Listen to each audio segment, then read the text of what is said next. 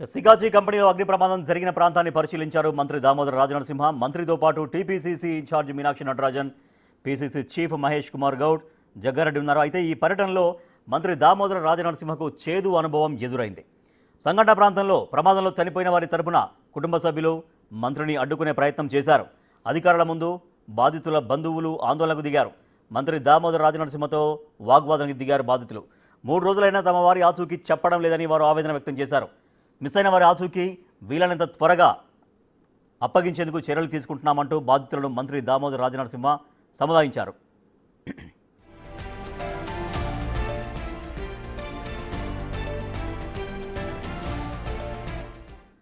పదకొండు మంది మృతదేహాలను అప్పగించామన్నారు మంత్రి దామోదర రాజనరసింహ. ఎఫ్ఎస్ఎల్ రిపోర్టు వచ్చాక మిగిలిన మృతదేహాలను వాళ్ళ కుటుంబ సభ్యులకు అప్పగిస్తామన్నారు. ప్రతిపక్షాలు దీన్ని రాజకీయం చేస్తున్నారని మండిపడ్డారు.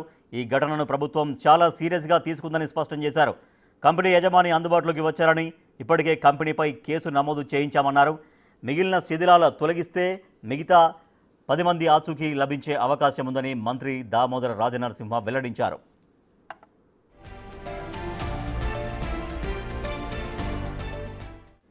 ఈ ఘటనను కాంగ్రెస్ సీనియర్ నేత రాహుల్ గాంధీ సీరియస్గా తీసుకున్నారని రాష్ట్ర కాంగ్రెస్ ఇన్ఛార్జి మీనాక్షి నటరాజన్ తెలిపారు.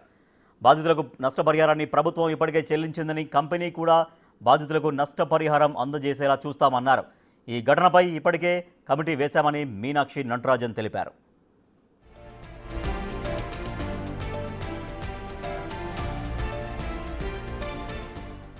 ముఖ్యమంత్రి, మంత్రులు ఈ ఘటనపై ఎప్పటికప్పుడు ఆరా తీస్తున్నారని టీపీసీసీ చీఫ్ మహేష్ కుమార్ గౌడ్ తెలిపారు. క్షతగాత్రులకు మెరుగైన చికిత్స అందిస్తున్నామని చెప్పారు. మృతదేహాలను ప్రత్యేకంగా ఫ్రీజర్లలో, మార్చురీలో భద్రపరిచామన్నారు. గాయపడ్డ వారికి కంపెనీ పరంగా ఆదుకుంటామన్నారు. ఈ ఘటనను ప్రభుత్వం చాలా సీరియస్గా తీసుకుందని మహేష్ కుమార్ గౌడ్ పేర్కొన్నారు.